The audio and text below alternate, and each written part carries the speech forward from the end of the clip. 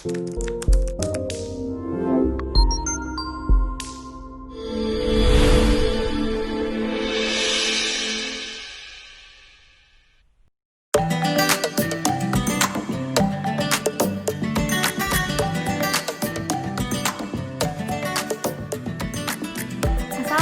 warahmatullahi wabarakatuh. Kami dari kelompok 1 mata kuliah Kehumasan dengan dosen pengampu Ibu Dr. Dian Gusta Anggreni Nursal MKM akan menjelaskan topik perkuliahan tentang The Basic of Public Relation. Sebelum itu, izinkan kami untuk memperkenalkan anggota kelompok. Yang pertama ada Dian Muslimah, yang kedua ada Syafia Raihan, yang ketiga ada Ilham Zikrullah, yang keempat ada saya sendiri Rida Putri Gunawan Siregar, dan yang kelima ada Dia Lulu Fitriah. Adapun pokok-pokok pembahasan pada topik kali ini adalah yang pertama The Basic of Public Relation, yang kedua pengertian Public Relation, yang ketiga sejarah Public Relation, dan yang keempat adalah manajemen humas dan studi kasus kehumasan. Untuk penjelasan lebih lanjut, yuk kita simak penjelasan berikut. The Basic of Public Relation.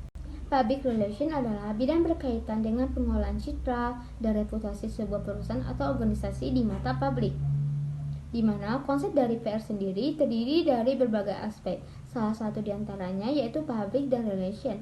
Public adalah kelompok atau individu yang terikat dengan organisasi atau perusahaan, sedangkan relation adalah hubungan komunikasi yang patut dibangun antara publik dengan perusahaan tersebut.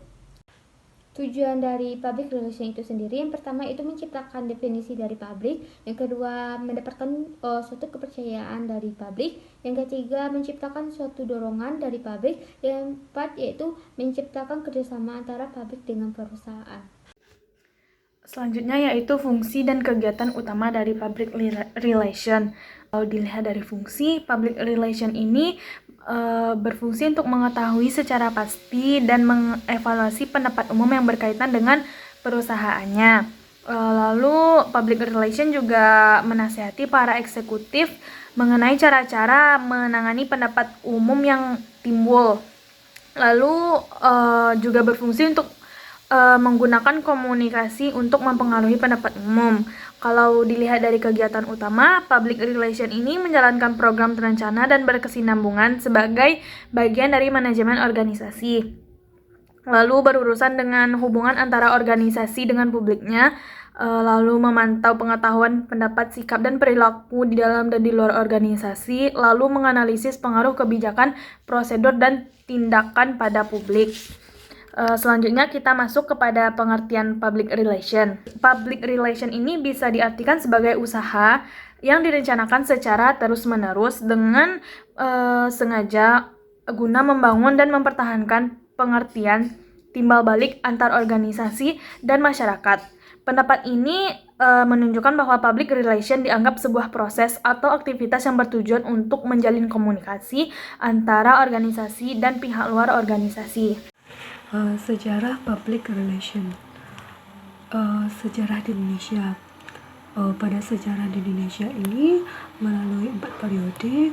Pada periode pertama tahun 1962, kalau periode yang kedua tahun 1970 hingga 71, periode yang ketiga pada tahun 1972 hingga 1993, hingga periode yang terakhir tahun 95 hingga sekarang. Selanjutnya adalah sejarah public relation di dunia. Yang pertama adalah public relation as non-organized activity period, yaitu pada tahun 1700 sampai 1800. Pada periode ini, public relation muncul dalam bentuk aktivitas yang belum terorganisasi dengan baik. Dikala itu banyak diwarnai dengan penyatuan pendapat-pendapat rakyat umum untuk kemerdekaan atau kebebasan dari perbudakan dan sistem kolonialisme yang melanda dunia pada saat itu. Kegiatan diwarnai dengan acara sederhana dan penyampaian-penyampaian pidato, pertemuan, dan korespondensi antar individu. Karena saking banyaknya deklarasi kemerdekaan pada periode ini juga disebut dengan periode Public of Independence. Ada periode yang kedua, yaitu tahun 1801 hingga 1865. yang dikenal sebagai PR as Organisasi Activity Periode.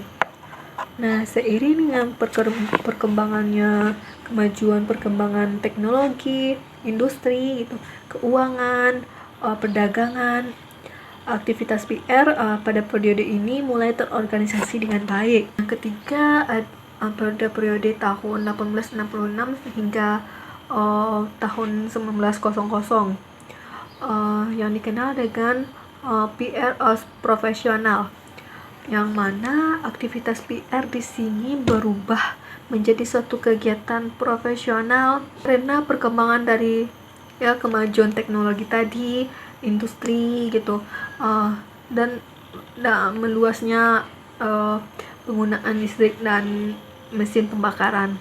Selanjutnya pada periode yang keempat, tahun 1901 hingga tahun 1919, yang dikenal sebagai Public Be Informed Period. Pada masa ini, PR melakukan investigasi reporting untuk melawan para petani, populis, Kristiani, sosialis, serta serikat buruh yang bertindak keras terhadap kejahatan yang dilakukan oleh para koruptor, politisi yang tidak bermoral gitu. Mereka mengupah untuk membalas perlawanan dengan mempengaruhi berita yang dimuat di media massa. Nah, selanjutnya pada periode yang terakhir, tahun 1920 hingga sampai sekarang ini. Pada tahun 1923, kehumasan dijadikan sebagai bahan studi, penelitian, pemikiran gitu di perguruan tinggi sebagai sebuah profesi yang baru. Pada periode inilah sampai perkembangan sekarang ini, PR menunjukkan adanya penyesuaian, perubahan sikap, terus mengenai bagaimana orang itu saling pengertian, saling menghargai dan toleransi di berbagai kalangan organisasi dan publik. Manajemen humas dan studi kasus kehumasan. Manajemen humas adalah suatu komunikasi dua arah antara suatu lembaga dengan masyarakat untuk melakukan kegiatan perencanaan, pengorganisasian, pelaksanaan, serta evaluasi dalam usaha pencapaian tujuan organisasi. Menurut George R. Terry, merumuskan fungsi-fungsi manajemen sebagai POAC, Planning, Organizing, Actuating, Controlling. Yang pertama, planning, yang mana menetapkan tujuan atau serangkaian visi atau tujuan. Perencanaan dimulai dengan keputusan-keputusan. Tanpa adanya rumusan tujuan yang jelas, sebuah lembaga akan menggunakan sumber daya yang kurang efektif. Merumuskan keadaan saat ini. Pemahaman akan kondisi saat ini dari tujuan yang hendak dicapai sangat penting untuk tujuan dan rencana waktu yang akan datang. Mengidentifikasi segala kemudahan dan hambatan. Perlu pemahaman tentang faktor lingkungan, internal dan eksternal yang digunakan dalam mengukur kemampuan dalam mencapai tujuan. Mengembangkan rencana atau serangkaian kegiatan untuk pencapaian tujuan digunakan untuk mengembangkan berbagai alternatif kegiatan dalam mencapai tujuan. Kedua, pengorganisasian. Organisasi atau pengorganisasian adalah keseluruh aktivitas manajemen dalam mengelompokkan orang-orang serta penetapan tugas, fungsi, wewenang, serta tanggung jawab masing-masing dengan tujuan terciptanya aktivitas yang berdaya guna dan berhasil dalam mencapai tujuan yang telah ditentukan terlebih dahulu. Ketiga, pelaksanaan actuating. Pelaksanaan menurut George R. Terry berarti merangsang anggota-anggota kelompok melaksanakan tugas-tugas dengan antusias dan kemauan yang baik. Actuating artinya menggerakkan orang-orang agar mau bekerja dengan sendirinya tanpa ada paksaan. Yang keempat, evaluating. Evaluasi adalah tahap terakhir setelah tahap-tahap penelitian, perencanaan, dan kegiatan yang dilaksanakan oleh suatu organisasi. Pada dasarnya, kegiatan evaluasi pelaksanaan program humas bertujuan untuk mengetahui implikasi suatu lembaga pendidikan terhadap masyarakat dalam berbagai hal. Studi kasus kehumasan di bidang kesehatan, gaya hidup masyarakat, praktis, mudah, dan cepat. Contohnya, bisa saja kita contohkan dengan membuang sampah pada tempatnya. Dengan hidup bersih, kita pun bisa menjadi sehat.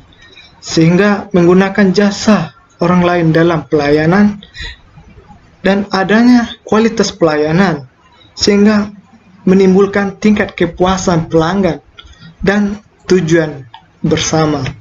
Public relation adalah instansi atau perusahaan penyedia jasa kesehatan, contoh rumah sakit. Sekian penjelasan dari kelompok kami, semoga video kali ini bisa bermanfaat. Terima kasih. Wassalamualaikum warahmatullahi wabarakatuh.